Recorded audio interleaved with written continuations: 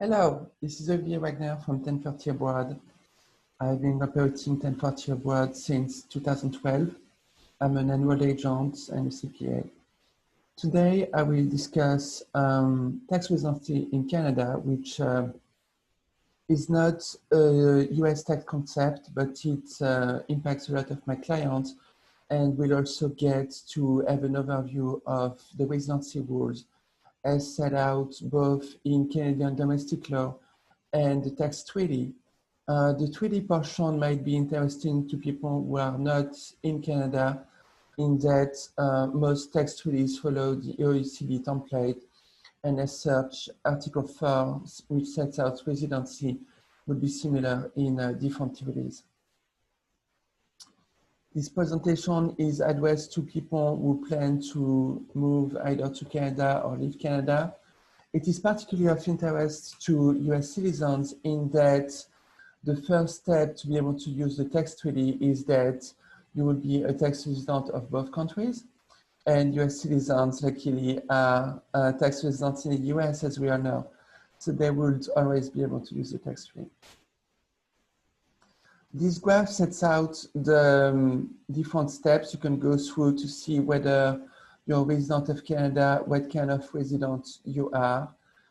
So it goes from someone who doesn't have ties with Canada, spends fewer than 183 days, would be a non-resident taxed only on Canadian sourced income, all the way to a regular resident being someone who has ties to Canada and cannot use a tax treaty and would be taxed on their worldwide income, would have to sever their ties to Canada in order to stop being a resident.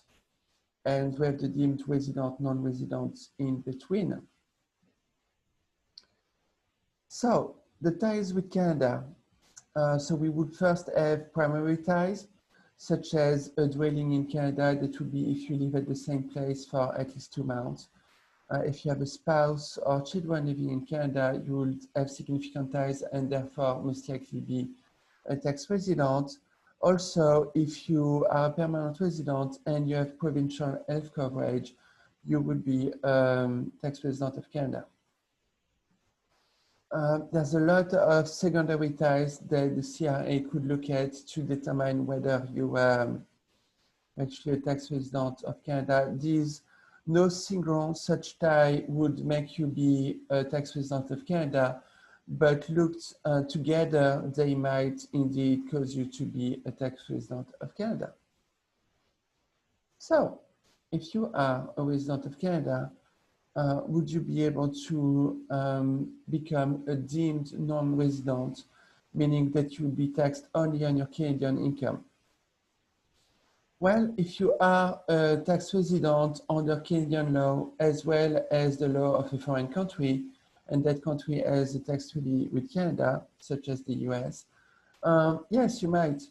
You would first need to be a tax resident of both countries, and then you would look at the so-called tiebreaker rule. The tiebreaker rule could be invoked.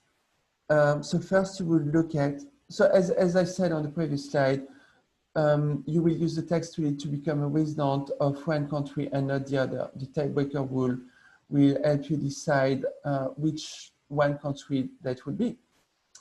The first one would be you have a permanent home available to you in one country and not the other. So that is similar to what is called a dwelling in Canadian domestic law. If you, that home only needs to be available to you. You don't have to actually live in it. It can be empty and available to you. But if you rent it out to a third party, then it would no longer be a permanent home available to you.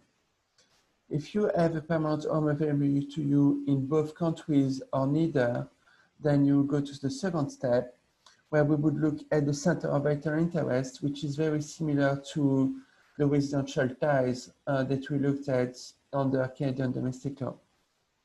If it's not clear as to, so when looking at the treaty, we look at which country you have the most ties with. There's a certain threshold set in Canadian domestic law, whereas here we would make a comparison of your ties between these two countries.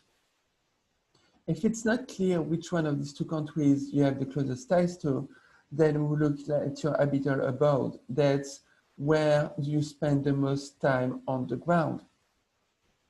If it's not clear, we'll get to your country of citizenship.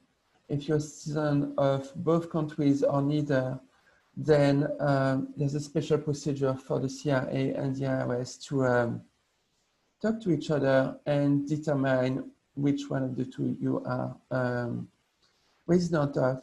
In most cases, the center of alternate interest will be the last step you would look at to determine where you're resident. All right, great. Feel free to contact me if you have any questions. I look forward to answering any of your questions.